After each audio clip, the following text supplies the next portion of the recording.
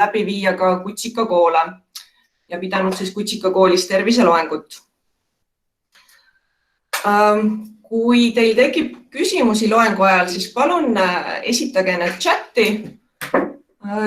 Chati on pisike selline ikoon, on ekraani paremal üleval nurgas ja siis webinari lõpus liitun meiega loomaarst ja Betsiti loomakliiniku tegevjuht Jürgen Mitt ja siis katsume vastused leida teie küsimustele.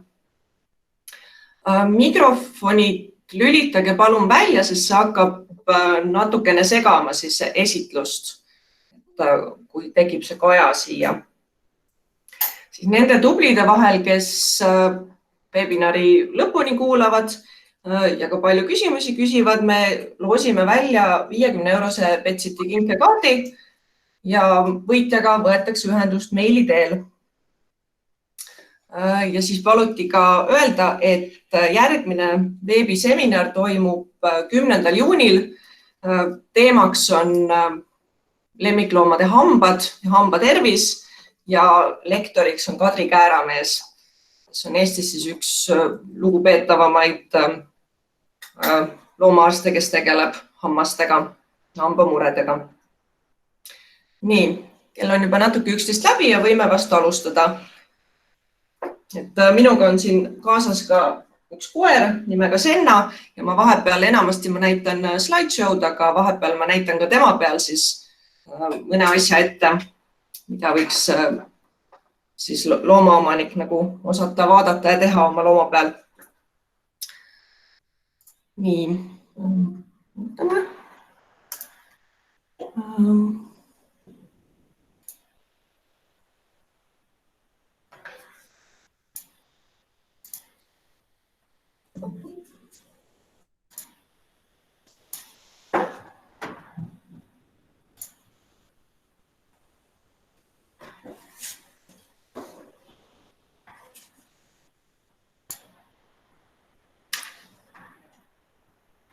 Koera tervis.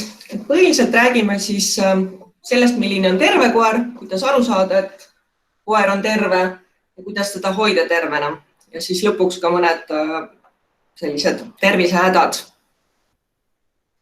Alustame sellest, et milline on koera elutsükkel, millised eluetapid koer läbib siis elu jooksul. Siis räägime, milline on terve koer. On mõned sellised numbrilised näitajad, mida saab mõõta ja on ka sellised natukene mitte nii lihtsasti üheselt mõistetavad näitajad, et seetõttu on just hea, kui loomaomanik teab, milline ta koer on tervena, siis ta tunneb ära, kui ta enam ei ole terve. Siis kuidas hoida terve koer tervena ja siis millised mured kimbutavad lemmikuid just suvisel perioodil. Lõpuks siis küsimused. Nii, koera elutsükkel jaguneb siis laias laastus 4. Kui koer sünnib, siis algab kutsikaiga. Kutsikaiga kestab puberteedini, mis siis sõltub tõust ja koera suurusest ja erinevatest asjadest, aga see puberteet algab siis kuskil 6 kuni 18 kuu vanuselt. Puberteediga algab siis on ka hormoonide möll, kui inimestel on teismeiga ja koeral on siis noorukiga, et siis ta on noor koer, et ta ei ole enam kutsikas, aga ta ei ole ka päris täiskasvanud. Et see siis algabki 6 kuni 18 kuu vanuselt ja kestab 1 kuni 3 aastani. Seejärel on koer täiskasvanud. Ta on küps nii vaimselt kui füüsiliselt, ta on saavutanud oma kasvu kõrguse, laiuse ja ta on vaimselt ka selline täiskasvanulik ja mõistlik. Ja siis järk-järgult hakkab koer mingi hetk vananema, et seda on raske niimoodi öelda täpselt, millal see juhtub. Aga koera keha hakkab lihtsalt vananema, hakkavad kimbutama kroonilised haigused, et enamasti suurt tõugu koerad vananevad siis juba nooremalt ja väikest tõugu koerad siis natuke hiljem. Et kutsikaiga on väga intensiivne periood koera elus, et ta sünnib pimedana, kurdina, ta ei suuda hoida kehatemperatuuri, ta suudab vaevu liikuda nii palju, et siis koeraema tissi otsa ja sealt piima imeda, aga juba mõne nädala pärast kõnnib ta ringi, avastab maailma, näeb, tunneb lõhna, haugub, on hambad kasvanud, suudab süüa tahket toitu, et see periood on, kutsikas kasvab tohutult ja areneb tohutult. Kui vaadata ühe pesakonna kutsikaid, kui on selline võimalus, siis nad üldjoontes peaksid olema sarnased. Peaksid olema enam-vähem sarnase suurusega ja sarnase aktiivsusega. Et loomulikult juba ka kutsikatel on individuaalsed erinevused, aga kui keegi on teistest oluliselt väiksem või oluliselt vähem aktiivne, siis võib arvata, et tal on mingisugune probleem. Kas ta on tervisehäda, kui ta on väiksem näiteks või kõhnem teistest või kui ta konutab kuskil üksi nurgas, et siis võib-olla ka ta enesetunne on halb või siis on tal mingi käitumisprobleem. Näiteks on ta arg. Argus on koerte puhul pärilik omadus. Kutsikad magavad tohutu palju. Tõesti magavad isegi 20 tundi ööpäevas. See on nende jaoks ülioluline. Kuid see periood, kus nad on ärkvel, siis nad on väga aktiivsed, väga püsimatud. Nad tahavad kõike avastada. Nad tahavad avastada läbi mängu. Kindlasti nad avastavad palju hammastega, närivad kõike, kaevavad ja see on nende jaoks normaalne, seda tuleb neile võimaldada.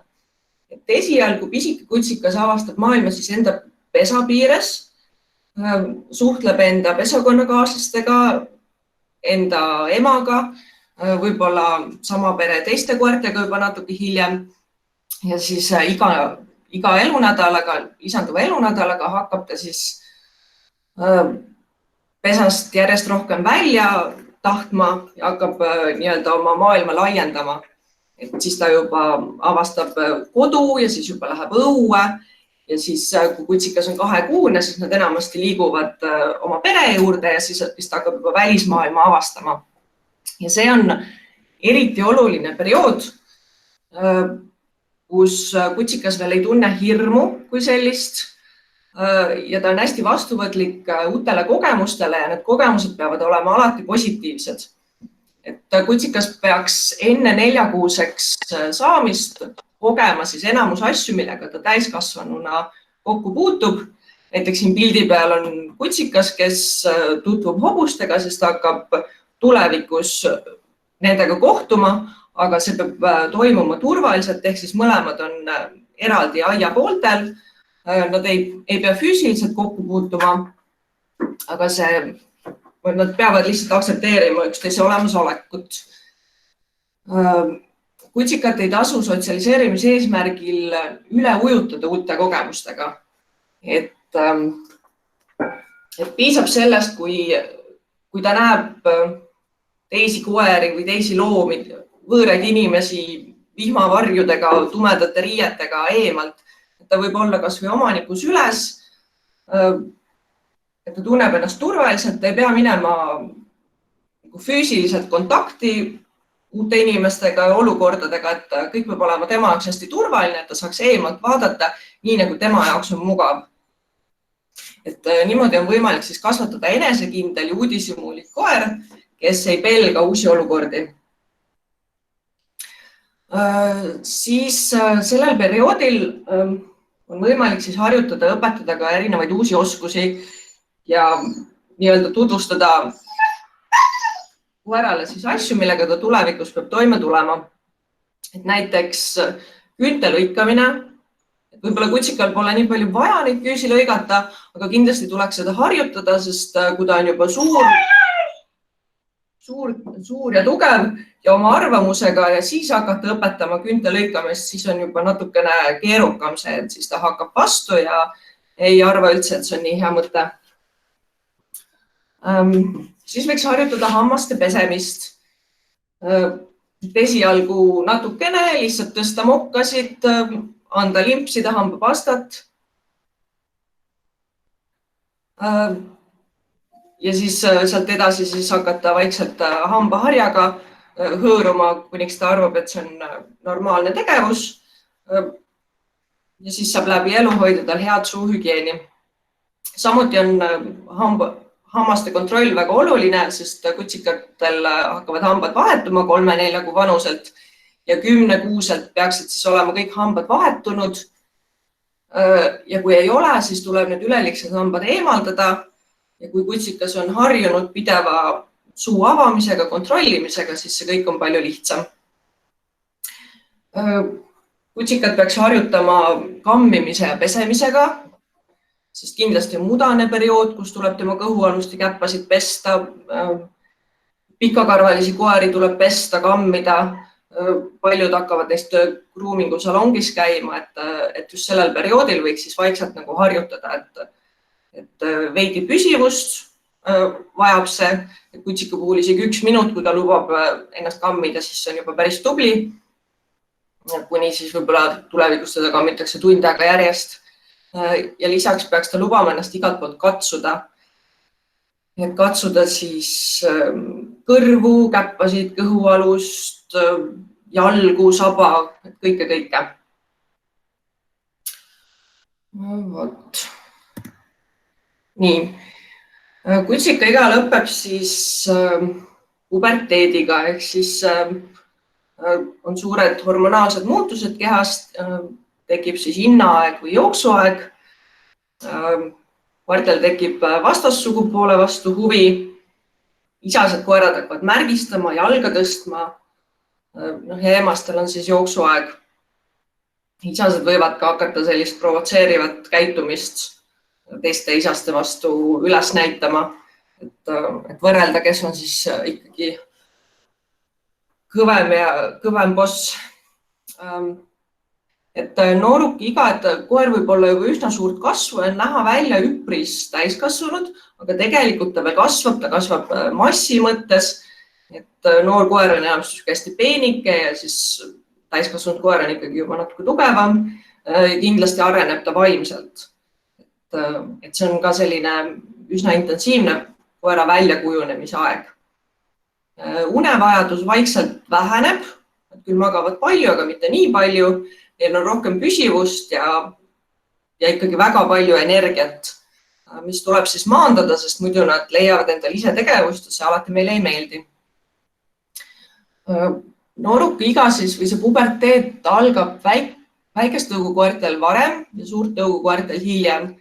Et selline toi terrier näiteks või taks on juba 6-kuuselt kutsikaperioodist täiesti välja kasvanud, aga Bernhardini kutsikas või kuldse retriiveri kutsikas 6-kuuselt ikka täitsa kutsikas veel, et neil läheb veel aega.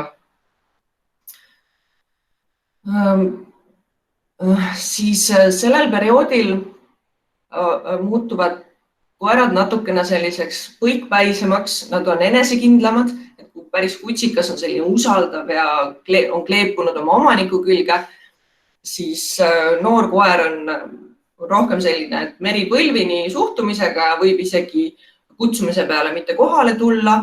Vahel nad unustavad varem õpitud käsklused, istu näiteks ja siia, see on väga tüüpiline, et siia käsklus kuidagi täiesti nagu meelest läinud. Et nendega tuleb ja nad katsetavad hästi palju piire, et mis on lubatud, mis ei ole lubatud. Et nad vajavad väga rahulikku ja kannatlikku kohtlemist, et tihti selline mingi piiri katsetamine on ajutine, võib-olla kestab nädal-paar, siis ta mõtleb mingi uue asja välja, et tuleb lihtsalt olla hästi pika meelega ja rahulik nendega, et küll nad muutuvad jälle normaalseks. Et sellel perioodil tasuks kindlasti käia koerte koolis või tegeleda spordiga, mitte küll liiga intensiivselt, sest nad veel kasvavad, aga piisavalt, et siis anda nende ajule tööd ja anda nende kehale tööd, et nad ennast rakendaksid siis mõistlikul viisil. Siis täiskasvanu iga. Et see on siis Koer sellisena, nagu ta siis olema peaks, et siis on kõige paremini väljendunud tema tõuomane käitumine, ta on selline enesekindel, rahulik. Kindlasti border collie on ka täiskasvanuna üpris energiline, tahab palju tegelemist ja jooksmist, aga samas täiskasvanud mastiff kindlasti arvab, et suurepärane ajaveetmisviis on 3 tundi järjest ühe koha peal lamada ja lihtsalt ringi vaadata. Et see sõltub siis temperamendist. Et ta on vaimselt välja kujunenud, füüsiliselt välja kujunenud, saavutanud oma täismassi. Sellel perioodil siis, kui varasemates etappides on tehtud mingid kasvatamisvead või on juhtunud traumaatiline sündmus, näiteks kutsikat või noort koera on hammustanud suur must koer, siis võimalik, et täiskasvanu eas, kuigi ta muidu on tasakaalukas, siis ikkagi ta näiteks kardab suuri musti koeri elu lõpuni. Et siin selles perioodis on varasemate vigade parandamine nagu juba oluliselt keerulisem. Siis unevajadus on koera kohta sellel perioodil nii-öelda väike, et ta magab ainult 12–14 tundi päevas. Ülejäänud aja on ta siis selline mõõdukalt aktiivne, ta hea meelega käib omanikuga jooksmas ja siis lihtsalt veedab perega koos aega. Et samamoodi sellise koeraga võiks elada aktiivset elu, käia metsas seenel, käia trennis, kui on selline koer, kellele meeldib trennist käia ja lihtsalt nautida siis koos elamist. Ja siis tervise mõttes on nad ka sellel perioodil üpris sellised lihtsad, et võib-olla mingeid traumasid nagu tekib, aga üldiselt kroonilised haigused enamasti sellel perioodil veel ei kimbuta. Nii, siis mingi hetk hakkab keha vananema.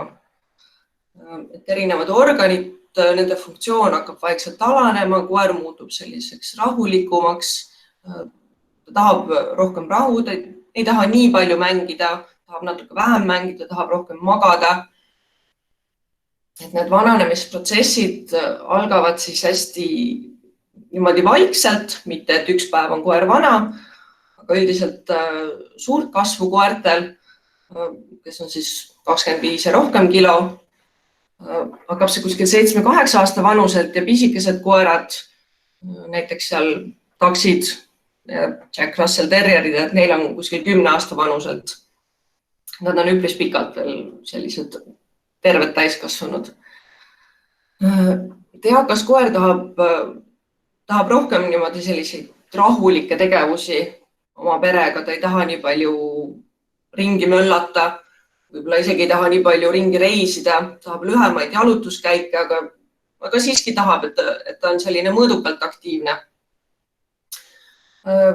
Siis hakkavad enamasti kimbutama terviseprobleemid, sellised kroonilised, et liigesed on võib-olla kanged, et on artroos tekkinud, hambakivi on juba kogunenud selleks ajaks natukene, on võib-olla natuke igemepõletikku, võib-olla südameprobleemid ja ka teised organid, neerud, mis iganes võivad vaikselt hakata niimoodi üles ütlema või nende funktsioon lihtsalt alaneb ja tuleks jälgida. Et seetõttu võiks seenior koeraga vähemalt üks kord aastas loomaarsti külastada, isegi kui tundub, et kõik on korras, siis võiks seda ikkagi teha, et loomaarst vaatab sellise enda arstipilguga ja siis võib-olla teeb veel täiendavad diagnostilised uuringud, et hinnata, et see koer ikkagi on terve, võib-olla vajab ta natukene menüü kohendamist, mingisuguseid toidulisandeid, mingeid raviprotseduure selleks, et tema elu oleks siis nagu võimalikult kvaliteetne. Eakatel koertel esineb sellist asja, see on väga paljudel, nagu dementsus või öeldakse koerte Alzheimer. Et mingi hetk see tuleneb sellest, et aju ei suuda enam glükoosi energiaks kasutada. Ja siis aju funktsioon hakkab siis natukene langema, et koerad muutuvad natuke nagu mõistuselt tuhmimaks või nad võib-olla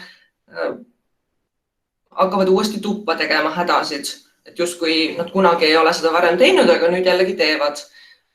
Nad eksivad oma kodus isegi ära, nad jäävad ühe koha peale jõllitama, lihtsalt seisavad ja jõllitavad midagi.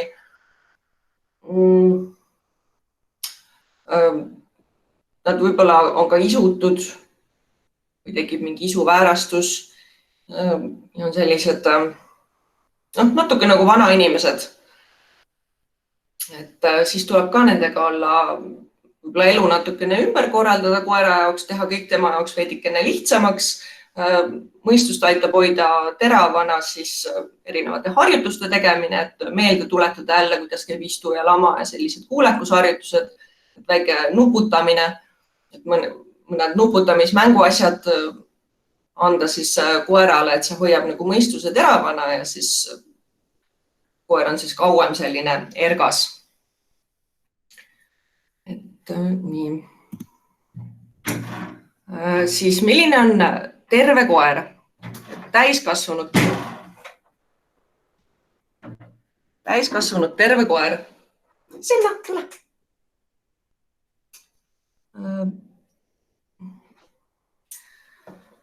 Täiskasvanud terve koer, siis tema südamelöögi sagedus jääb vahemikku 60 kuni 120 lööki minutis rahuolekus. See olenebki see südamelöögi kiirus, siis suuremat kasvu koertel on see üldiselt siis madalam ja väikest kasvu koertel kiirem. Et Yorkshire Terrieril on kindlasti sinna 100-120 kanti, aga Bernardinil või Berni Alpi karjakoeral on näiteks 60 lööki minutis on normaalne. Et nende jaoks 120 lööki minutis võib olla juba ebanormaalne. Et sellepärast ongi oluline, et siis looma omanik teaks, mis on tema koera jaoks puhkeolekus normaalne südamelöögi sagedus. Et loomaarst saab seda mõõta ja ta saab omad järeldused siit teha, aga tema ju tegelikult ei tea, milline on teie koer kodus normaalsena. Siis terve koer, kellel ei ole pala, kes ei ole trenni teinud parajasti, lihtsalt niisama hingab kuskil 10 kuni 30 korda minutis. Seda on siis kerge hinnata lihtsalt jälgides, koer istub või lamab, näiteks siis jälgida tema rinnakorvi tõusmist ja langemist. Hingamine peaks olema hääletu. Koos peaksid liikuma kõht ja rindkere. Ehk siis mitte niimoodi, et ainult kõht liigub või ainult rindkere liigub, aga nad korraga liiguvad niimoodi rahulikult ilma pingutuseta ja hingamisel ei tohiks olla siis kuulda erilist häält. Väike hingamist, selline nohin on normaalne, aga see ei tohiks tegelikult olla väga kosta. Koertel on muidugi selline eripära, mida inimestel näiteks ei ole, nagu lõõtsutamine, ehk siis kui neil on väga pala või neil on valus, siis nad avatud suuga hingavad hästi kiiresti, üle 100 korra minutis, niimoodi hästi pinnapealselt ja see aitab neil siis kehatemperatuuri natukene reguleerida. Et inimene minestaks üpris kiiresti ära, kui ta niimoodi teeks, aga koera jaoks on normaalne, nii-öelda normaalne kohastumine. Siis koera normaalne kehatemperatuur jääb vahemikku 38 kuni 39,2 kraadi. Seda siis mõõdetakse rektaalselt, selleks on vaja, kodus võiks olla elektrooniline termomeeter, mille ots on siis hea näiteks teha vaseliiniga kokku ja siis tuleb pepust mõõta.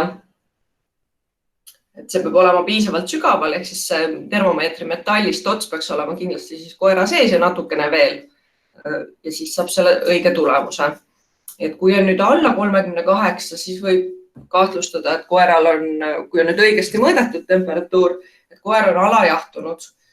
See võib juhtuda näiteks kutsikatel või väga väikest kasvu koertel või väga õhukese karvkattega koertel jahedas temperatuuris või talvel või siis krooniliste haigustega loomal, et siis tuleks teda kindlasti soojendada. Aga kui ta on ka selline juba loid, siis tuleks ta kiiresti viia ikkagi arsti juurde. Kui kehatemperatuur on üle 39,2, siis on tal palavik. Et see kehatemperatuur on kõrgem pärast treeningu tegemist, et kui te nüüd tulete koeraga trennist või jooksmast ja mõõdate, et siis see tulemus ei ole päris nagu nii adekvaatne, et see koer peaks siiski olema lihtsalt on kodus olnud rahulikult ja kui tal on kõrge temperatuur, siis on tal palavikuga kulgev haigus või siis kuumarabandus näiteks.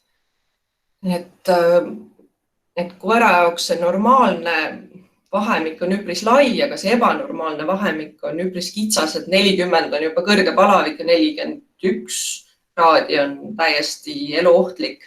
Kui inimesel on pigem see normaalne, on hästi kitsas, et 36,5 kuni 37 kraadi on normaalne ja siis seal on mitu kraadi sellist mängimisruumi pärast seda ja siis koertel on nagu teisiti. Siis kapillaaride täitumise aeg, ma pärast näitan, mis see täpselt on. See on siis normaalsel koeral 1–2 sekundit. Limaskestad on roosad ja niisked, välja arvatud neil koertel, kellel on siis limaskestad pigmenteerunud ehk siis tumedat värvi. Et nendel saab siis hinnata, kas seda veidi teisiti, et niiskust saab ikka hinnata, aga värv on siis jah, nende jaoks nagu on siis tume normaalne. Siis koera nahk peaks olema elastne, ta ei puneta ega ketenda kuskilt, tal ei ole vigastusi, pole ebatavalik arvutud laika selles mõttes, et koertel ongi hõredam karv enamasti kubeme piirkonnas ja kõhu peal ja kaenla all. Aga et näiteks keset selga ei ole lihtsalt ühte karvutud laiku, et see ei ole kindlasti normaalne. Karv peaks olema läikiv ja puhas, mitte mingi erilise lõhnaga, et kui koer haiseb, kui ta ei ole just kuskil püherdanud, et koer lihtsalt kogu aeg haiseb, et siis võib kahtlustada, et tal kas bakterid vohavad nahapinnal või siis on tal näiteks pärmseen, mis vohab, siis tuleb selle põhjusega tegeleda. Kuskilt midagi ei nõreta ega ei ole eritisi, et silmad ei jookse. Heleda karvaga koertel on just näha, et silmaalused määrduvad, pigmenteeruvad tumedaks, kui pidevalt on siis silmanõre. Siis liikumine peaks olema vaba, koer tunneb ennast hästi, ei karda teha mingit liigutust, hüppab, ronib, ei väldi mingisugust teatud liigutust, et lubab ennast igalt poolt katsuda. See on just oluline, et aru saada, et oluline, et koer lubaks ennast igalt poolt katsuda, et kui ta alati seda lubab ja järsku ei luba näiteks ühte jalga katsuda, et siis võib arvata, et see jalg näiteks valutab. Siis koera kehakonditsioon peaks olema tervena siis normaalne, ta ei tohi olla ala- ega ülekaaluline, et siin ei saa sellist numbrit öelda, et seda peab nagu lihtsalt tundma, et koera roided ja selgroog peavad olema tunda, aga mitte näha. Ja koera teadvus peaks olema, et ta on ergas, kontaktne, kui ta hüüda, siis ta võiks reageerida siis sellele kuidagimoodi või siis kui on selline koer, kes nimele ei reageeri, siis külmkapi ukse avamisele ta ikkagi reageerib, et see peaks olema siis normaalne.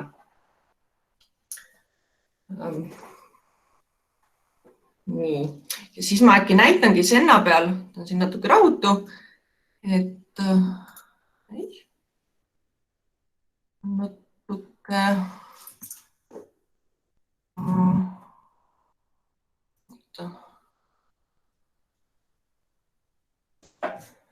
mis ära käib siit.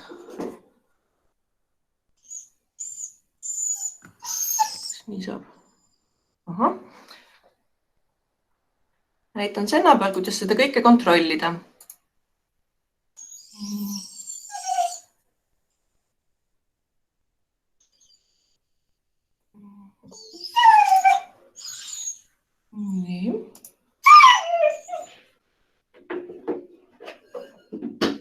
tule siia peale, tule.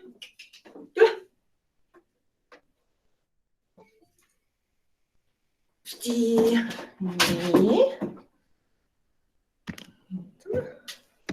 Siin on nüüd kutsikas. Kutsikas ta ei ole väga veel harjunud igasuguste protseduuridega, aga nüüd ongi õige aeg siis harjutada. Et nahk on tal hea elastne.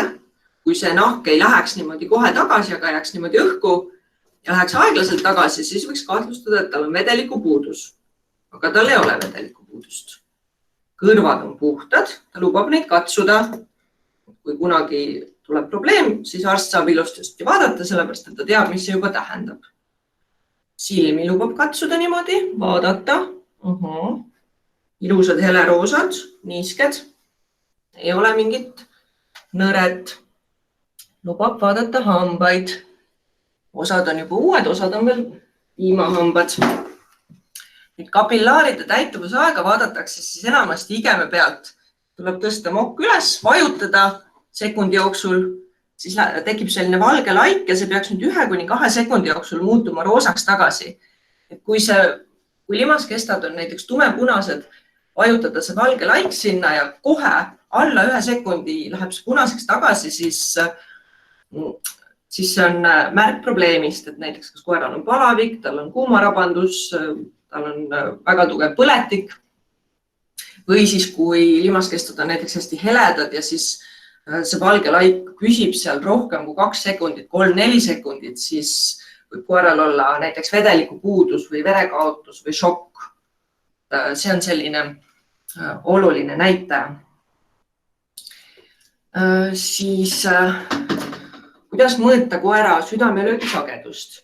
Sellise kõhna saleda koera puhul saab seda isegi läbi rinnakorvi näha, aga enamasti seda ei saa teha. Siis on hea katsuda seda reie arterit. Selleks siis on siin reie keskel, siin kus siis kõht läheb jalaks üle põhimõtteliselt. Kõige keskel on hästi suur veresoon. Kui see 2 sõrmega üles leida, siis see tuksub. Siit on kõige lihtsam koera pulssi mõõta. Seda võib näiteks mõõta 15 sekundi jooksul, korrutada tulemus 4-ga ja siis saab teada, mis see minuti jooksul on. See peaks olema korrapärane ja koertel on natuke selline eripära, et kui nad hingavad sisse, siis pulss on hästi natuke kiirem ja kui nad hingavad välja, siis on pulss hästi natuke aeglasem. See vahe on hästi minimaalne. Siis koer võiks lubada ennast kinni hoida, sest mingi hetk kindlasti elu jooksul peab ta ikkagi arsti juurde minema ja siis ta võiks olla tuttav sellega, et teda hoitakse kinni ja tehakse protseduure. Näiteks võetakse verd. Selleks võiks ka harjutada siis koera niimoodi vahel võtta kinni ja kohe lasta lahti. Võtta kinni ja lasta lahti ja kiita selle eest. Võtta kinni, näiteks ulatada siit käpp, et arst tahab verd võtta ja lasta lahti, hästi tubli koer. Ja üks asi, mida saab veel kutsikaga harjutada, on tableti manustamine. Kutsikad on hästi usaldavad ja nad söövad kõik jama ära, mis me neile anname, aga kui ta on juba vanem ja võib-olla haige ja te üritate sööta peotäit kibedaid tablette, siis kui ta ei ole selle protseduuriga tuttav, siis on suure tõenäosusega ta neid tablette ei söö. Ehk siis võtta pehmet maiust, mul on näiteks juustu, on hea pehme, ei jää kurku kinni. Siis toppida see siia keele tagaosale ja hoida suud kinni. Algust ta mõtleb, et mingi hirmus imelik tegevus. Mis asja see omanik teeb? Ja stavad, päris hea, okei. Ja siis teha uuesti see. Hoida suud kinni. Ja siis ta sööb selle ära. Mõtleb, et omanik on natuke imelik, aga vahet pole, vähemalt maitseb hästi. Et praegu ei olegi eesmärk siis see tablett sinna otse kurku saada, et ta saab seda ikkagi nagu närida. Ta peab olema lihtsalt tuttav selle protseduuriga, et midagi sinna suhu niimoodi natukene vastutahtmist topitakse ja see on täiesti okei. Et võib-olla ükskord tuleb siis sealt väike ussirohi niimoodi ja kui ta jääb haigeks, siis tulevad ravimid. Et see on selline asi, mida siis harjutada.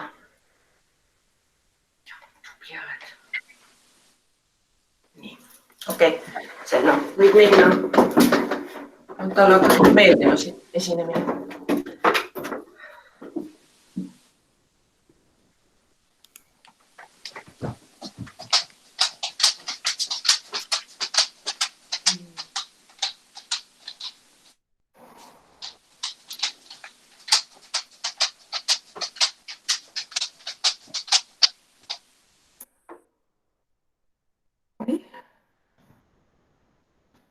Nüüd jätkame. Nii. Kui te olete nüüd õppinud tundma, milline on teie koer tervena, siis te kohe märkate, kui ta enam ei ole terve, siis te saate pöörduda targema inimese poole loomakliinikusse. Aga mis teha siis selleks, et see koer püsiks terve? Mida nagu annab teha? Põhiline, siis mida annab ennetada, tasuks siis ikkagi ennetada. On sellised põhilised asjad nagu parasiiditõrje ja vaktsineerimine. Siseparasiiditõrje on siis selline väga regulaarne asi, mida alustatakse juba 2-nädalastel kutsikatel. Koertel on olulisemad siseparasiidid on ümarussid, mille munad nad saavad juba emapiimaga, paelussid ja ainuraktsed. Ainuraksetest siis on levinumad on näiteks giardia.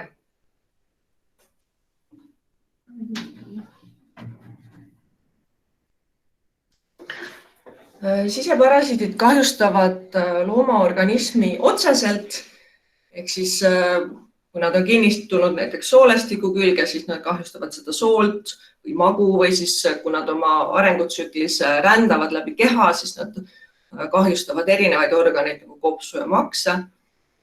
Ja ka kaudselt alanenud immuunsuse teel ja immuunvastuse teel. Näiteks kui loomal on parasiidid ja teda vaktsineerida, siis see vaktsiini vastus ei ole nii hea keha poolt ja siis ta võib, kuigi ta on vaktsineeritud, siis ta ikkagi võib näiteks jääda vaktsiin välditavatesse haigusesse. Ning siseparasiiditõrje on ka seetõttu oluline, et mõned neist nakatavad inimest. Et mitte kõik ja paljud ei suuda oma kogu arengutsüklit siis inimeses läbi teha, aga nad ikkagi nakatavad ja võivad kahjustada. Kutsikatele kuni 6-kuuseks saamiseni tuleks anda ussirohtu 1 kord kuus, vastavalt siis tema kaalule. Ja edaspidi anda 4 korda aastas, ka siis vastavalt kaalule. Ussirohtusid on siis erinevaid, on pastakujul ja tabletikujul ja siis võiks siis valida sellise, mis on kõige lihtsam lihtsalt teie koerale siis anda. Ja väga oluline on anda ussirohtu 10 päeva enne vaktsineerimist, et just vaktsiini vastus oleks võimalikult hea. Reisimise puhul tasub silmas pidada, et mõned riigid nõuavad, et koerale oleks antud 24 tundi või natuke kuni 5 päeva enne ussirohtu ja siis see ka loomaarsti poolt kinnitatud, et ta seda sai, et nad ei tooks siis riiki paelussi, et seda kutsutakse ehinokokkoosi tõrjeks. Et hästi paljud, kes Soomes käivad, juba teavad, et alati tuleb ussirohu tõend võtta loomakliinikust. Aga on ka veel riike. Ma panin siia lingi ka, kus on siis lemmikloomaga reisimise sellised põhireeglid kirjas, et tasub tutvuda piisavalt varakult, et jõuaks kõik protseduurid teha, mitte siis eelmine õhtu, et oih, et mis meil on vaja teha, et kas on veel vaja vaktsineerida või pass üldse, võib-olla pole koeral passigi või ussirohtu anda, et 1 päevaga ei jõua neid protseduure kindlasti teha, isegi nii lähedale kui Soome reisides.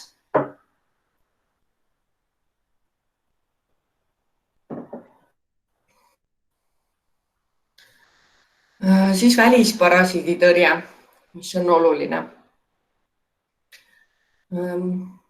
Kirbud ja puugid levitavad haigusi, kirbud levitavad paelussimune ja põhjustavad allergiat. Kirbuallergia on väga-väga tavaline, sest kirbu sülg, mida ta siis looma hammustades natuke eritab, on väga allergeenne, põhjustab sügelust ja hästi suurt ebamugavustunnet koeral.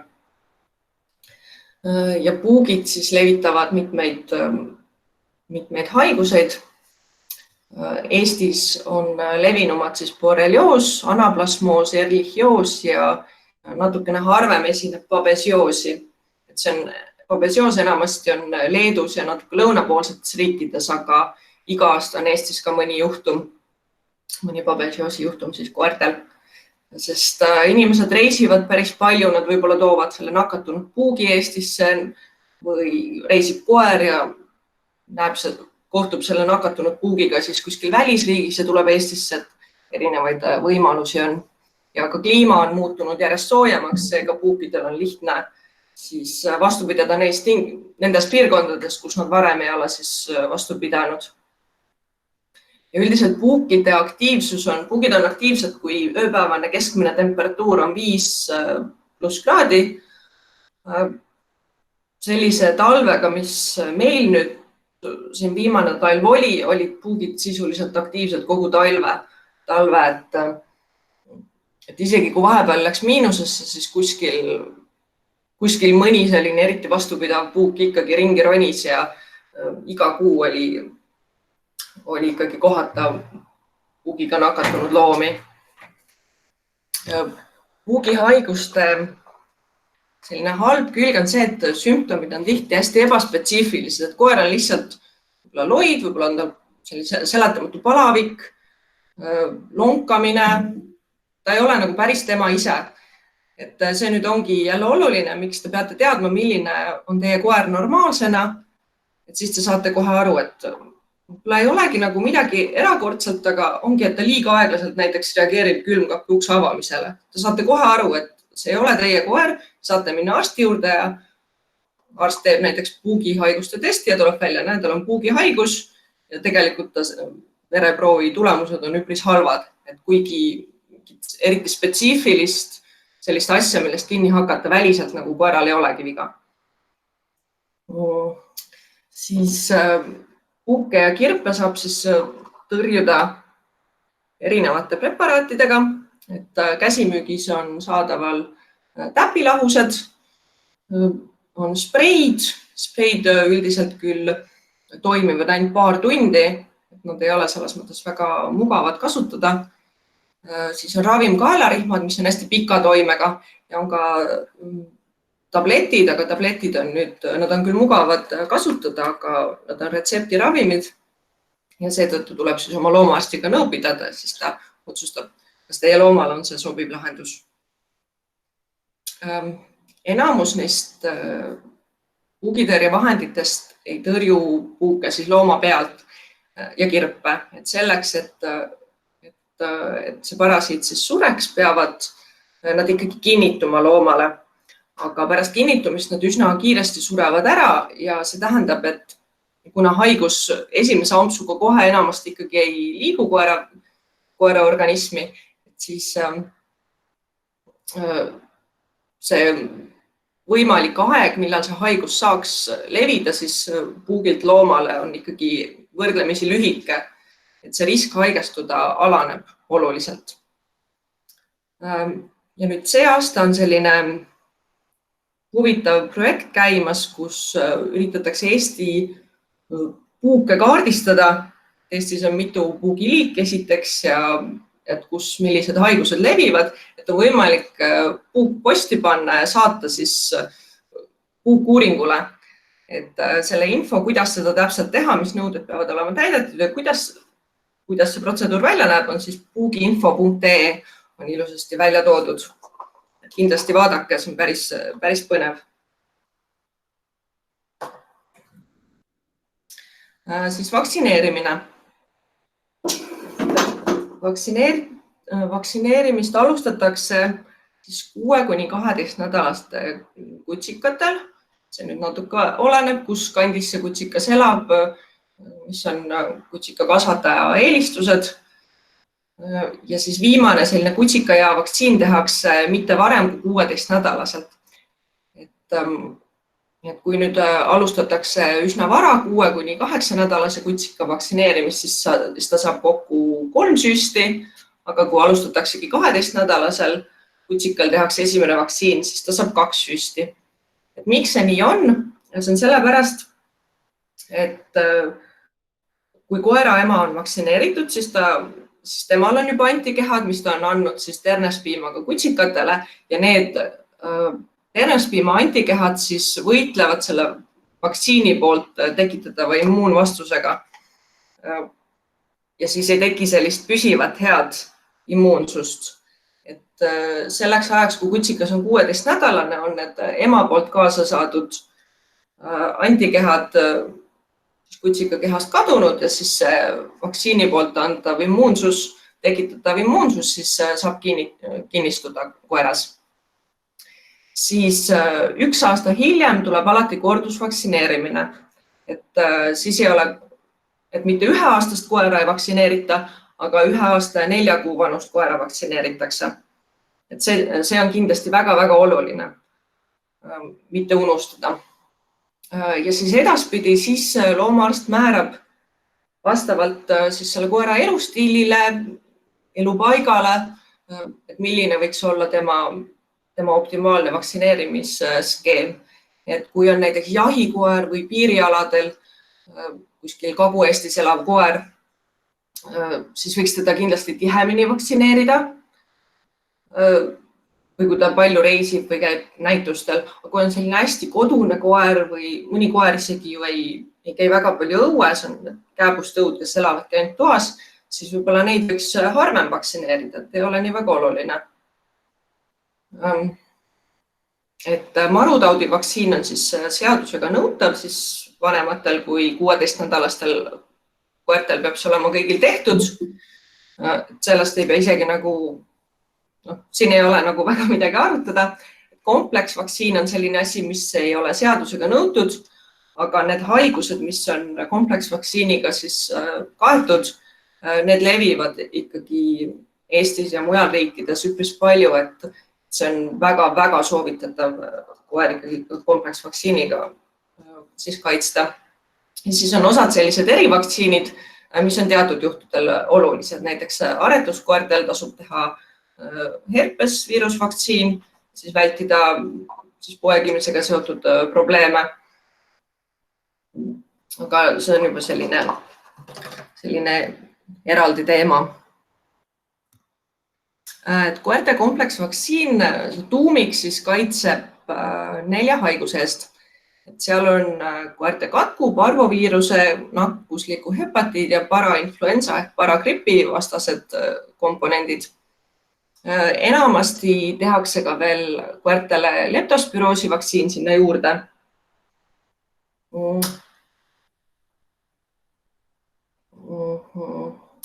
Parvoviirus, mis on siis, et see THPPI on selline nagu tähis, mis on selle vaktsiini peal ja selline kleebis tuleb koera passi alati.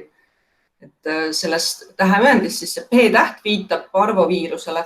Parvoviirus on selline väga ägedalt kulgev viirushaigus.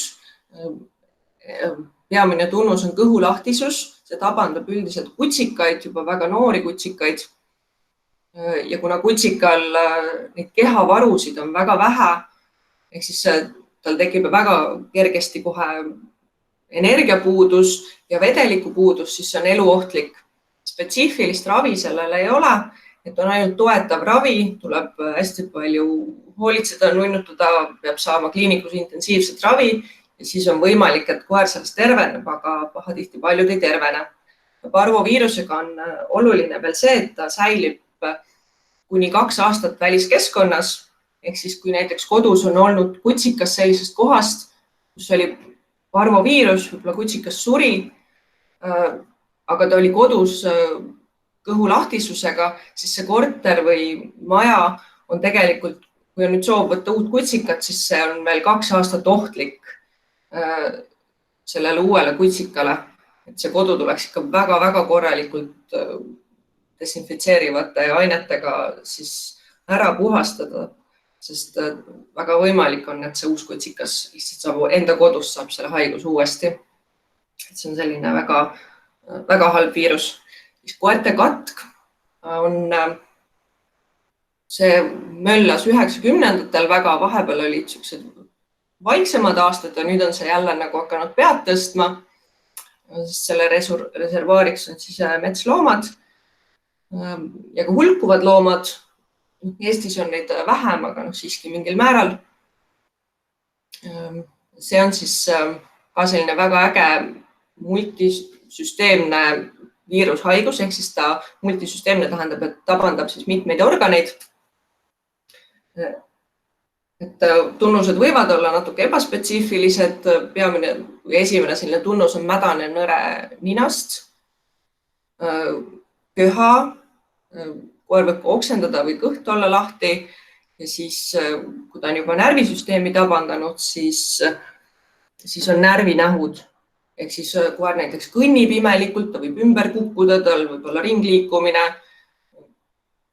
On selline, ei käitu normaalselt. Ja see on enamasti lõpeb see haigus surmaga. Need üksikud, kes ellu jäävad, neil võivadki jääda elu lõpuni närvinähud, sest närvisüsteem on lihtsalt kahjustunud. Siis nakkav hepatiit on selline viirushaigus, mis siis kahjustab maksa ja koer siis võib surra väga kiiresti, et kuni 5 päevaga pärast nakatumist on ta siis juba läinud. Siis parainfluenza ehk paragripp on üks kennelköha tekitajatest. Kennelköha tekitavad veel hästi palju erinevaid viiruseid, aga parainfluenza on niisugune põhiline, mis on teada. Kennelköha levib just sellisel siseperioodil, et kui suvel on näitused ja kõik koeraüritused on rohkem õues, siis sügisel kolivadki tuppa sisehallidesse ja siis hakkab kennelköha möllama, et on väga-väga nakkav. Haigustekitajad püsivad õhus, pindadel. Enamasti on see selline ülemiste hingamisteede nakkus, on koerad kas aevastavad, köhivad, ninanõre võib olla, silmadest võib natukene eritist tulla. Ja see on kindlasti hästi-hästi nakkav, et siis see koer, kes on tabandunud, ei tohiks 2 nädala jooksul siis teiste koertega kokku puutuda. Et enamasti need koerad võivad kennelköhas siis ka ise anda lihtsalt rahurežiimi ja nad paranevad, aga vahel võib sellest ka siis areneda näiteks kopsupõletik ja nad vajavad antibiootikumi ravi. Ja siis leptospiroos levib uriiniga, seda levitavad närilised, et koer näiteks kas lakub või puutub kokku otseselt närilistega või lakub nende uriini kuskilt või siis on lombid, kraavivesi on saastunud haige või kandelooma uriiniga ja koer joob sealt ja nakatub. See haigus ka ebaspetsiifiliste sümptomitega, koer võib olla lihtsalt loid, palavikus, ennast halvasti tunda.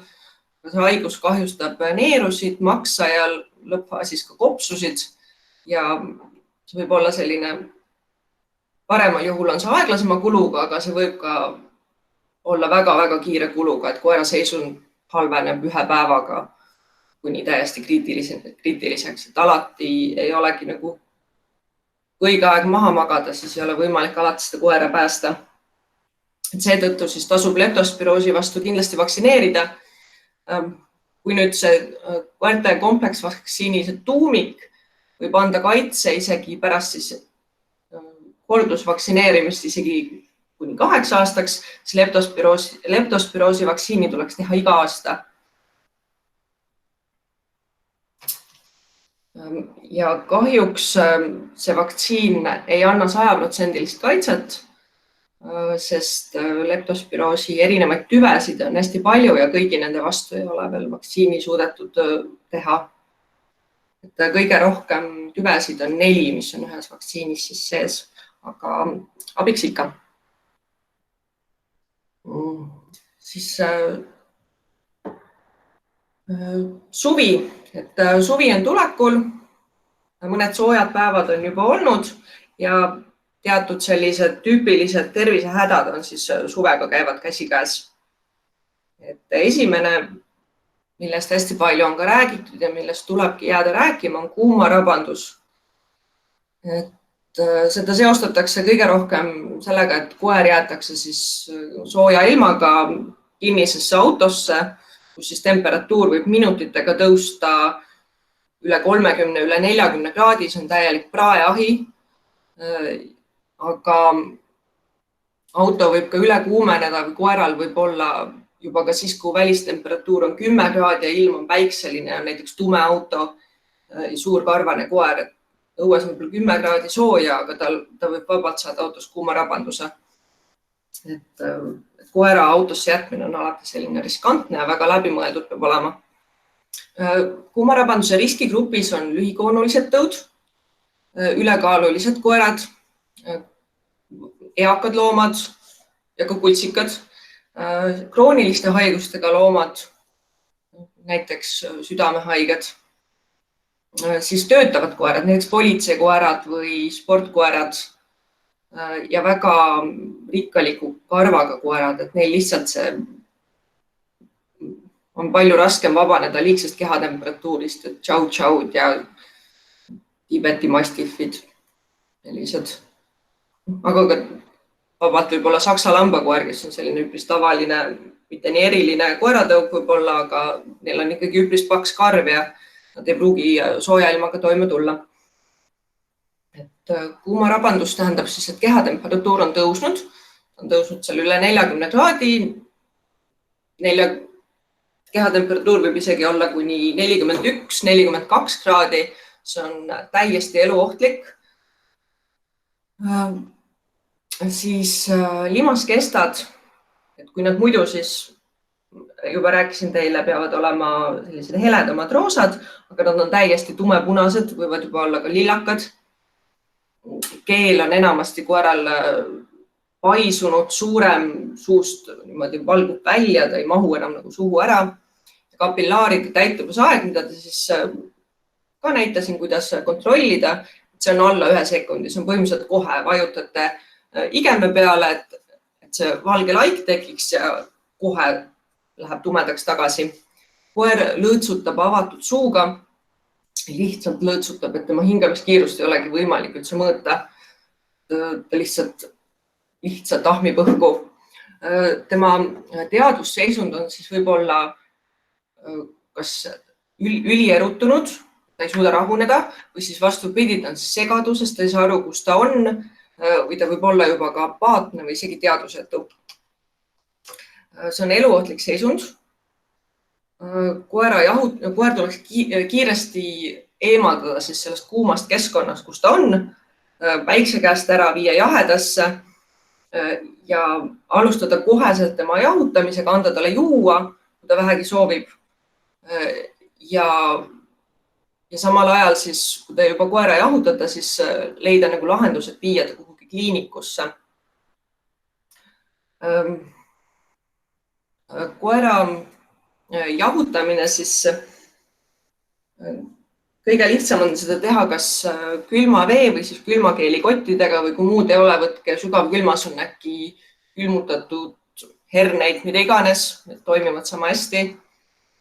Ja need asetada siis sinna, kus on koeral õhem nahk, palju suuri veresooni ja õhem karvkatte, ehk siis teie siseküljed, kõht, kube, kaenlaalused.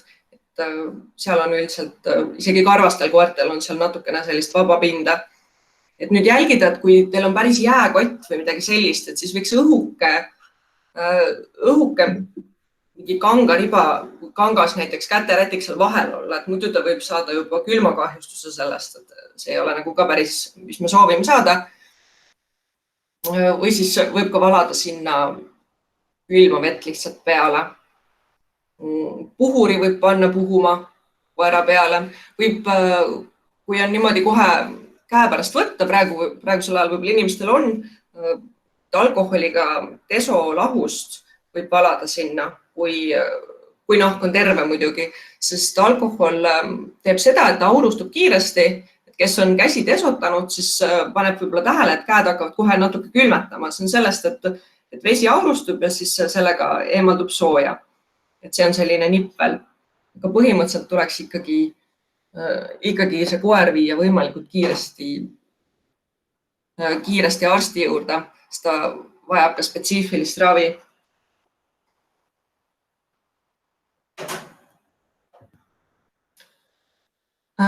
Siis paljud juba teavad, kellel on sellised ujumislembesed koerad, saksa lambakoerad, retriiverid, et on selline haigus nagu hotspot rahvakeeli. Et see on bakteriaalne nahapõletik, vahel öeldakse pyoderma selle kohta. Sellel on palju erinevaid nimesid. Et see vajab sellist sooja niiskat keskkonda, seal paksu karva sees on täpselt see ja enamasti peaks olema ka pisike nahakahjustus, see võib olla täiesti minimaalne, see võib olla puugiammustus näiteks või väike oks on kriimustanud, mis iganes. Siis tekib sinna nahapõletik ja see levib ülikiiresti, see võib tundidega isegi nagu suureneda. See on loomale üpris ebamugav. Et üldiselt, kui on selline kogenud omanik, kes juba teab, mis see on, siis neil on omad sellised ravinipid, et kui nad juba näevad, et kuskil on väike põletiku kolle, nad pügavad sealt karva. Karv peab olema nii palju pügatud, et on kahjustunud, koha pealt karv pügatud ja sealt ümbert nii palju, et paljastunud oleks ka siis terve kahjustusete nahk. Siis puhastada mõne antiseptilise lahusega, mis ei kipita, näiteks kus on kloorheksidiini või joodi, mitte jooditinktuuri, aga siis näiteks braunooli lahust või braunoidoonsalvi panna peale ja muidu hoida siis kuivana ja puhtana ja koer ei tohi siis lakkuda, et vajadusel panna krae. Kui hotspot on rohkem levinud, juba suurem ala, ma mõtlen juba paari sentimeetrise läbimõõduga või on mitu kollet, koer tohutult sügab seda, see põhjustab talle suurt vaeva, et siis tuleks võimalikult kiiresti pöörduda loomakliinikusse. Et siis arst juba saab seda kahjustunud ala spetsiaalselt töödelda ja siis võib-olla ka süsteemse ravi määrata.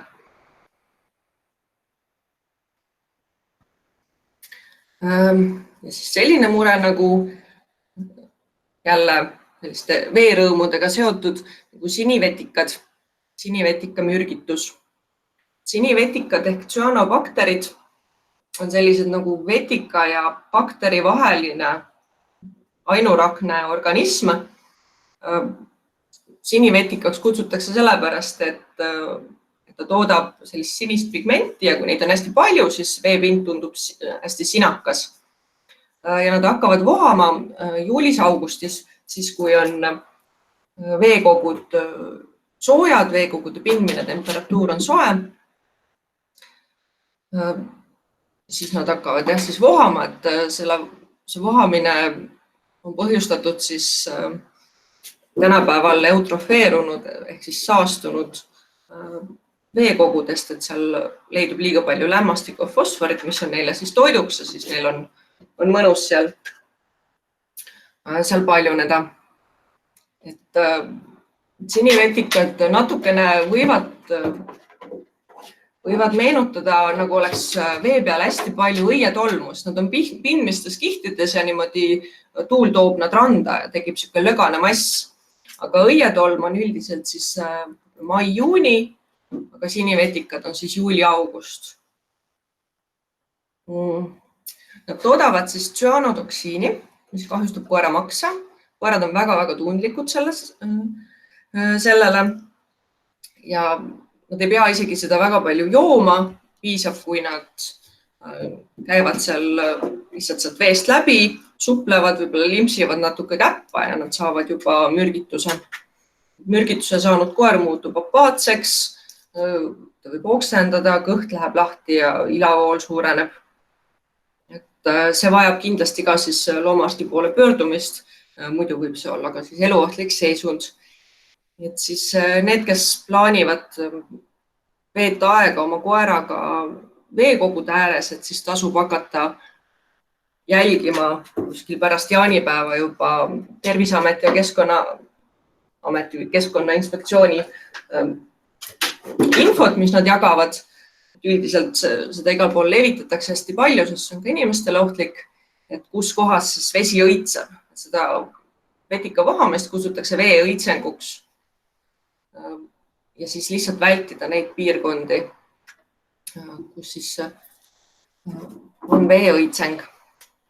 Nii, see on siis minu viimane teema Nüüd liitub meiega doktor Jürgen Mitt.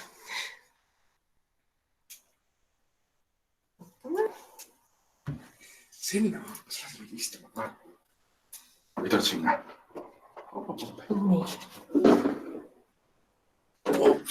Tere! Tere, Jürgen! Nii, meil on siin mõned küsimused, mis kuulajad on esitanud ja hakkame siis peale. Me kahe peale, ma arvan, et vastame. Eks? Ja. Nii, millised mänguasjad on kõige paremad kutsika hammastele? Ma võib-olla alustan sellest teemast nagu ise. Neid on nagu hästi palju erinevaid, mis on valikus. Seda, lähme, oleme rahulikult natukene. Et neid saab hästi palju lemmikloomapoes küsida. Mõned näited ma võtsime ka kaasa. Et seda, lähme maha. Joo, tubli koer ole. Et mida ma ise olen üsna sageli kasutanud, on sellised kongimänguasjad, mis päris hästi toimivad hammaste loksutamiseks, et kui need hambad on lahti juba, aga nad ei ole päris veel eemaldunud. Ja nende puhul on see eriti hea, et saab panna ka pasta peale, mis siis nagu meelitab seda sööma või närima, et ta nagu võimalikult kaua see loksutaks. Et kuna mu enda koeraga oli ka see sama probleem, et tal oli lisaks veel teisi tervisemuresid, siis ta läks üle aja nende piimahammaste eraldumine, aga teda ei saanud narkoosi panna, et eemaldada seda. Siis tema oli eemaldusse väga palju hiljem, kui ta oleks pidanud normaalselt eemalduma, aga siiski õnnestus seda nagu mänguasjadega teha. Nii. Tuli vastus. Ja, nii, kas sul midagi lisada? Jah, see mänguasi võiks olla selline, see on ka selline natuke vetruv kumm, et mitte liiga kõva asi, kus ta saaks tükke siis välja, näiteks kont võib-olla selline asi, kus ta saab tüki lahti siis hammustada, see võib ka iget ja hammast kahjustada, et võib hoopis trauma saada, kus sellised mõnusad, natuke nätsked, kummised asjad on head, et need puhastavad hambaid, masseerivaid igemeid ja on sellised hea ajaviide koerale. Kui tihti tuleb koertel hambaid pesta? Sellest muidugi räägitakse me järgmine kord loengus 10. juunil täpsemalt, aga siiski on nagu ideaalis oleks ikkagi igapäevaselt seda teha. Et eks see on harjutamise küsimus ja kättevõtmise asi, et kuidas see õnnestub. Ja kuidas harjutada hambapesu vanemal koeral, kelle hambaid ei ole kunagi pestud, kui on see kutsikaeg juba mööda lastud? Eks see natukene keeruline on ja seda tuleb ikkagi nagu harjutada. Võib-olla alustada lihtsalt sellest, et koer harjuks sellega, et tema igemetega midagi tehakse, et ei peagi kohe midagi panema sinna. Hambaharja peale võib ka nagu sõrmega katsuda, et ta laseb see, et tal tundub see normaalne, et tema igemeid ja hambaid kasvutakse. Siis järk-järgult siis lisada seda hambapasta juurde ja siis minna sujuvalt edasi. Eks see nagu märgatavalt keerulisem, kui on nagu noore kutsikalt peale teha, aga see on teostatav. Ja üldiselt need hambapastad, mis on koertele mõeldud, kindlasti kasutada siis ainult spetsiaalseid koertele mõeldud hambahooldustooteid. Nad on hea maitsega, see toimib just kui maius, et lasta alguses siis kas või natuke lihtsalt lakkuda hambaharja pealt seda pastat. Siis tal tekib hea seos sellega ja siis sealt järjest nagu edasi minna. Ja kui seda hambakattu on vähe, siin on olemas ka spetsiaalselt, mis sõrme otsa käivad üks niisutad lapikesed, et millega saab ka nagu alguses harjutada, et ta laseks üldse igemeid katsuda. Ja midagi sellist näiteks.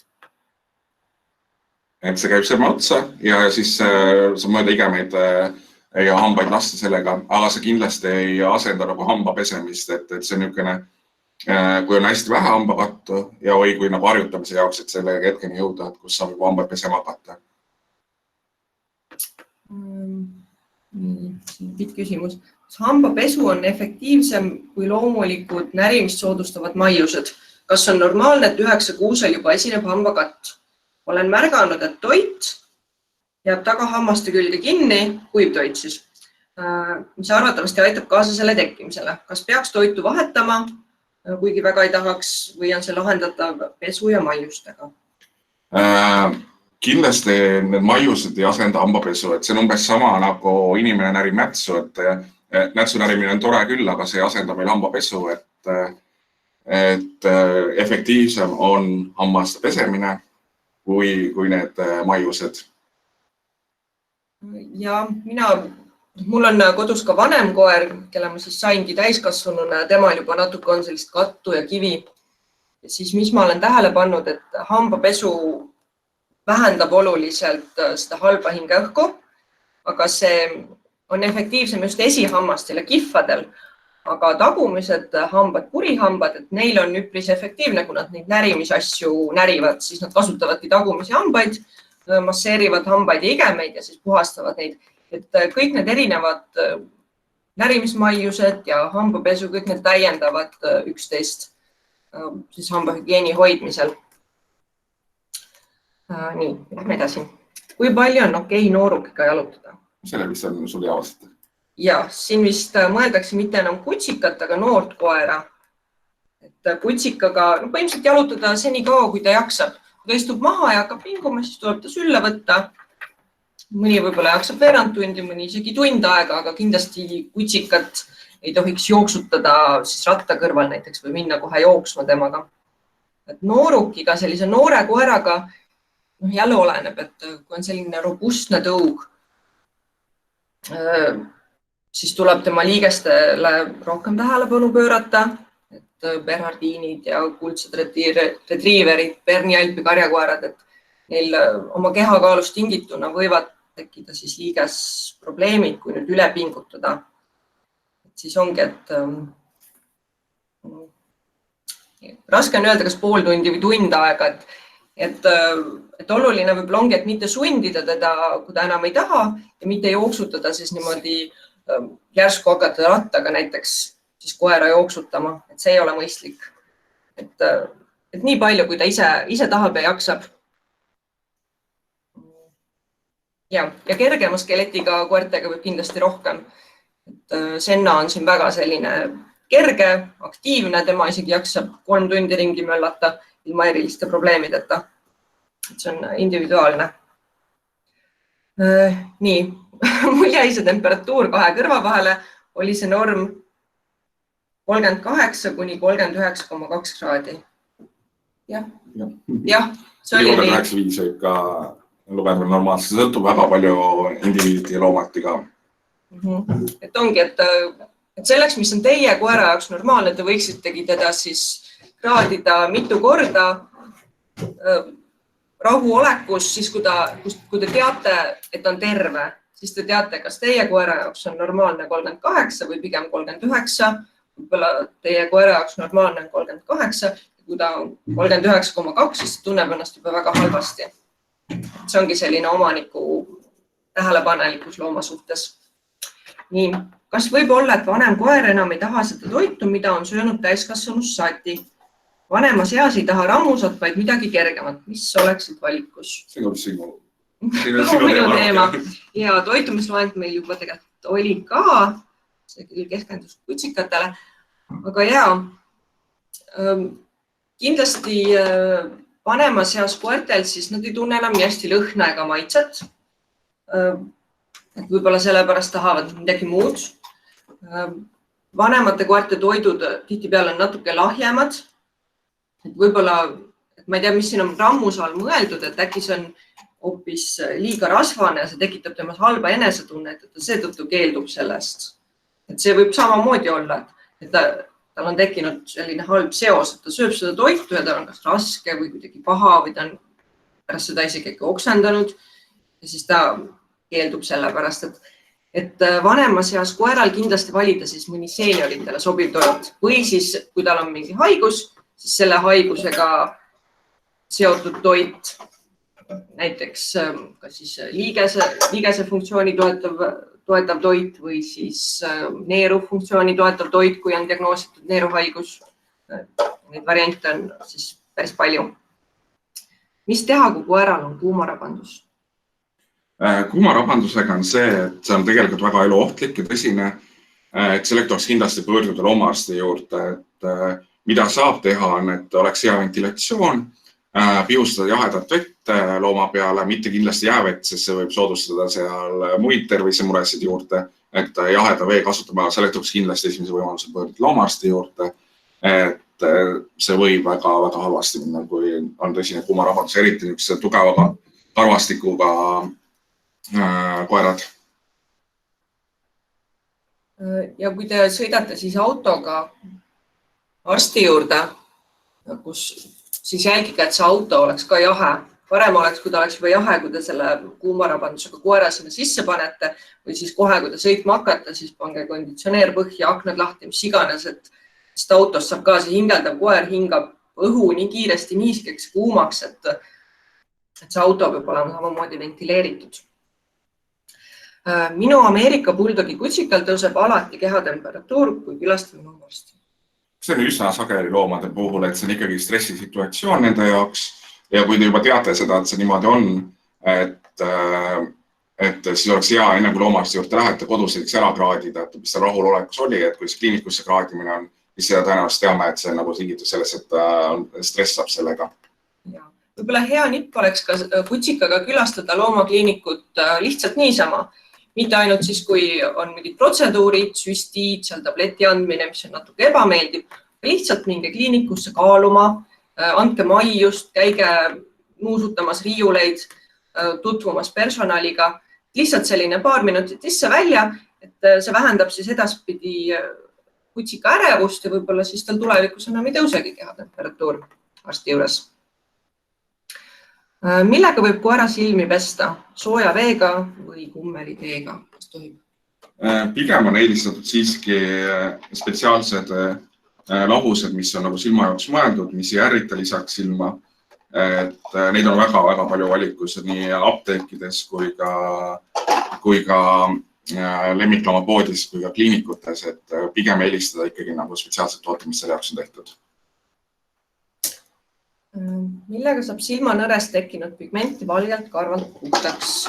Nende jaoks on ka, saab väga palju küsida nõu, kas kliinikus, lemmikloomapoes, mis mõned tooted on näiteks, et mida saab näidata, mis on spetsiaalselt tehtud niisuguste valgete karvaste koerte jaoks, mis aitab seda neid ära võtta neid pigmentatsiooni laike näol.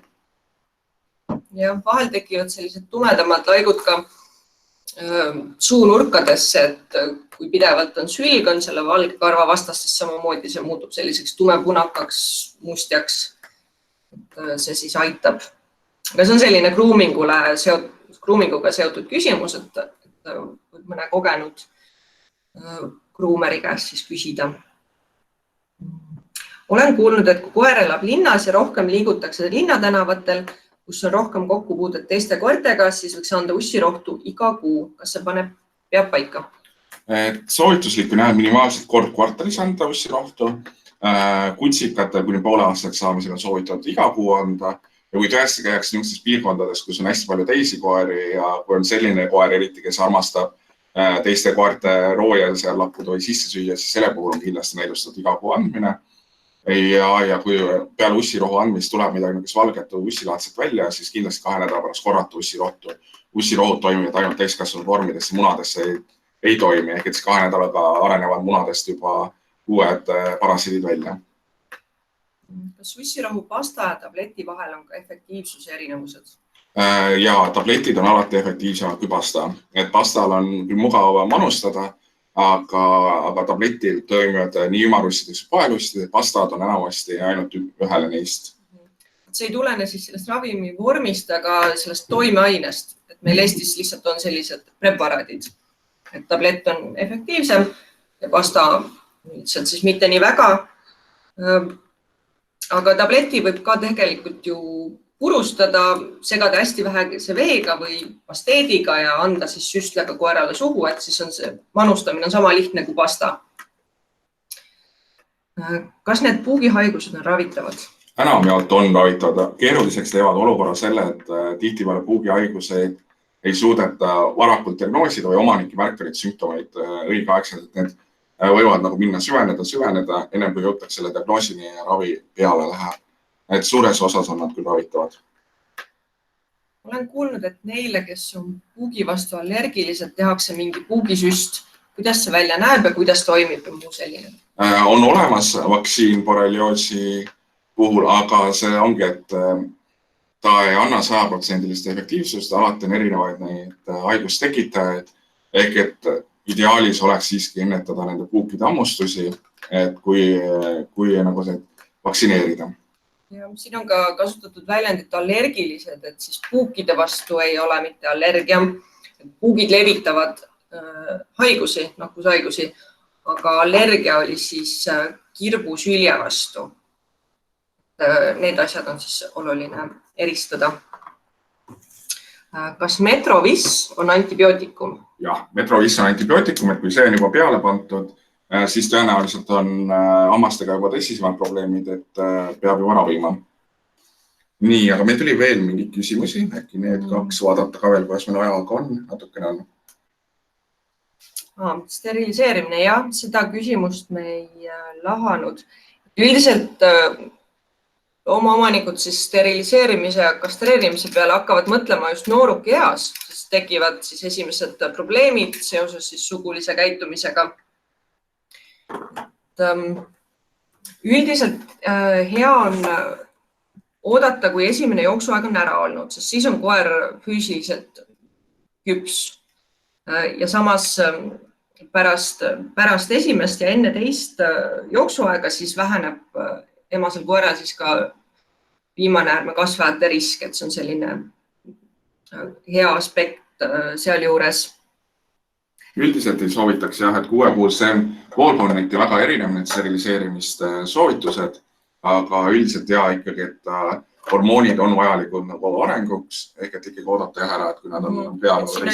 See konkreetne küsimus oli Ameerika Bulldogi kohta, et see on nüüd üsna massiivne tõug, et siis võib isegi natuke veel kauem oodata igaks juhuks. Et kindlasti kogu see füüsiline kasv oleks lõppenud.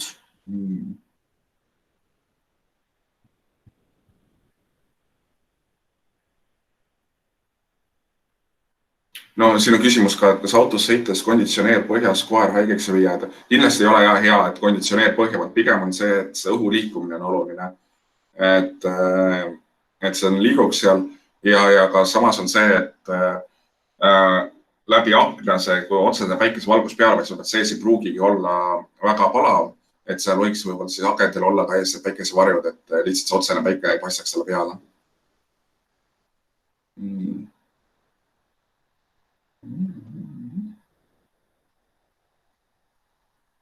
Ma äkki räägin veel natukene kastreerimisest ja steriliseerimisest. Et isasel on võib-olla natukene keerulisem aru saada, et millal nüüd ta siis füüsiliselt küps on, aga üldiselt ka ta võiks olla siis nagu kõrgusesse kasvanud ja enam-vähem ka laiusesse täis kasvanud. Et steriliseerimisel, kastreerimisel on omad plussid ja omad miinused. Plussideks on siis see, et siis emastel ei ole jooksuaega, isastel võib väheneda sugulise käitumisega seotud agressiivsus. Alati ei ole koera agressiivsus põhjustatud küll hormoonidest, vahel on, vahel ei ole. See protseduur siis ennetab teatud haigusi, näiteks emastel koertel võib esineda mädaemakas, see on vanemas eas. Mädaemakas ei ole siis infektsioon, see on hoopis seotud hormoonidega.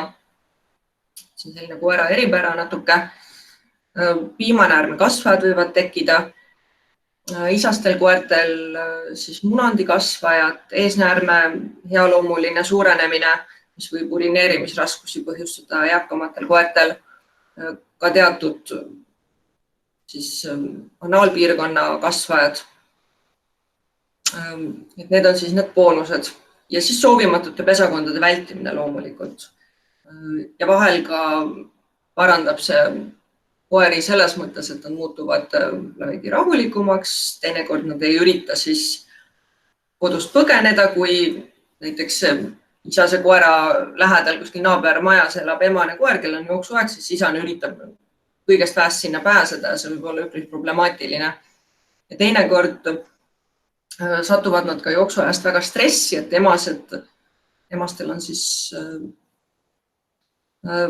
2 korda aastas 3 nädalat on siis see hinnaaeg ja siis nad võivad olla isutud, tujutud, loiud, olla sellised natukene õnnetud ja pärast võib ka ebatiinus tekkida, kus nad siis arvavad, et nad said pojad, hakkavad mänguasju siis nii-öelda imetama ja võibki isegi piima tekkida. Ja isased koerad võivad samamoodi stressata, et kui läheduses on mõni jooksuaega emane, siis nad ei taha süüa, nad mõtlevad ainult sellest. Aga on ka teatud miinused, et need koerad kipuvad ülekaaluliseks minema, sest neil ainevahetus aeglustub veidikene. Karva kvaliteet võib muutuda. Teatud käitumisprobleeme, see on küll vähe uuritud, aga võib see hoopis süvendada argust, teinekord paugukartlikkust. Tekitab ebakindlust rohkem loomas. Siis peab arvestama, et see on isegi üldanesteesias läbiviidav protseduur, kus on teatud riskid protseduuri ajal ja siis ka protseduurist taastumisel. Alati ei saa neid nagu vältida.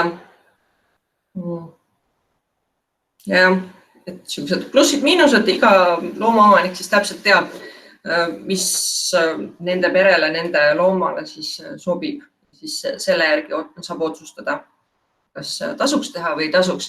Et eraldi teema muidugi siis, kui steriliseerimine või kastreerimine on vajalik nüüd haiguse raviks, ehk siis ongi koeral on mäda emakas, selle ravi ongi steriliseerimine, ehk siis emakas koos munasarjadega eemaldatakse või siis kastreerimine isasel koeral, et kui tal on munandi kasve, siis on mõistlik lihtsalt munandid eemaldada, siis ei ole seda haigust enam. Aga see on nagu eraldi teema. Nii, meil on veel 1,5 minutit aega, me jõuame veel ühe küsimus või 2 küsimust. Võtame rästikuhammustus oli väga aktuaalne teema,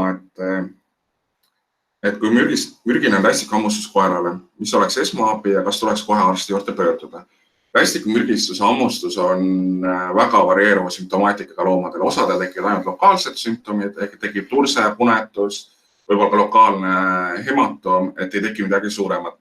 Aga seal võib ka tekkida organismi ülitundlikus reaktsioon ja seal võib tekkida anafülaktilised šokid, kollapsid, kõike võib seal nagu tekkida.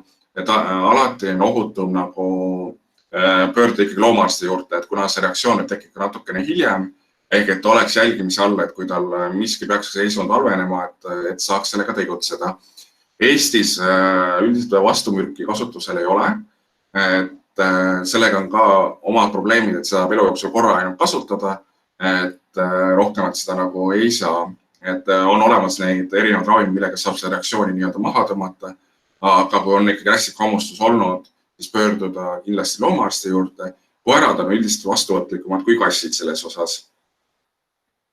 Nii, kas marutoodivaktsiin annab haiguskindlus kogu eluks või seda vaja teha iga aastal? Marutoodivaktsiiniga on see riiklikult reguleeritud, ehk et esimene kord, kui ta saab kutsikana vaktsiini, siis korratakse marutoodivaktsiini aasta aja pärast ja edasi sellest siis 2-aastase intervalliga. Kui tahetakse loomaga minna reisima kuskile Euroopa Liidu välisesse riiki, siis on kindlasti oluline marutoodi tiitri määramine, ehk et võimalik määrata antikehasid veres, et kas seda on piisavalt, et see immuunsus oleks olemas. Kas lihtsalt õues kõndides on võimalik kuumarabandust saada? Ja, on küll. Ja. Et on teatud koerad, kes on väga tundlikud sellele, et kindlasti vältida suvel palava ilmaga päikse käes kõndimist, jalutada siis kui hommikul või õhtul hilja, kui on jahedam. Päeval siis katsuda hoida see koer kuskil jahedamas ruumis, panna talle ventilaator, jahutusmatt, palju jahedat vett, võib-olla isegi mõni jääkuubik sinna vee sisse, et ta saaks nagu rahulikult siis liigse kuuma eest varjul olla. See on ka päris, võtame selle ühe küsimuse veel, et siis on meil aeg otsas. Okei, kas palava ilmaga pärast trenni koera jahutades võib talle anda piiramatus koguses vett korraga? See tähendab, kas ainult veega on ka võimalus maokeelu tekkimiseks? Ainult veega on võimalik tekitada maokeelt, kui nad ahnitsevad hästi kiiresti sisse. Et see on ka tegelikult niisugune asi, mida kutsikadest või noorukeas hakata harjutama, et loom ei ahnitseks sööki, ei ahniteks vett, ei ahniteks toitu. Et kui ta hakkab ahnitsema või kiiresti sisse sööma neid, võtta lihtsalt toit eest ära, natuke rahuneb, panna uuesti toit ette, et ta saaks aru, et see normaalne on see, et see toit ja vesi ei kao kuhugi ära, et ta rahulikult jooks seda. Ja maokeeru puhul on ka see oluline lihtsalt, et nagu tavaelus, et mitu korda päevas ka süüa antakse näiteks, et koertel, eriti sügavarinnakorviga koertel on soovitatav, et saaks 3 korda päevas süüa, et pigem sageli ja väiksemates kogustes kui näiteks 1 korra päevas, ehk see soodustab ka maokeeru tekkimist. Ja, et anda siis lihtsalt väiksemad kogused tihemini, et pärast trenni siis näiteks minutiste vahedega anda siis see kauss ette. Et alati ei pruugi olla ka nii dramaatiline reaktsioon kui maokeerd, aga võib ka olla, et kui koer väga ahnitseb toitu või vett, siis ta neelab õhku vahele ja näiteks oksendab selle pärast välja. Siis ta ei ole seda vett ju nagu joonudki, et pigem harjutada rahulikult siis vett jooma ja sööma. Nii, aga nüüd on meil aeg otsas ja aitäh kuulamast ja aitäh Marile toreda loengu eest. Ja aitäh kuulamast ja siis loosime välja siis 50-eurose kinkekaardi võitjaga võetakse ühendust. Ilusat päeva! Ilusat päeva!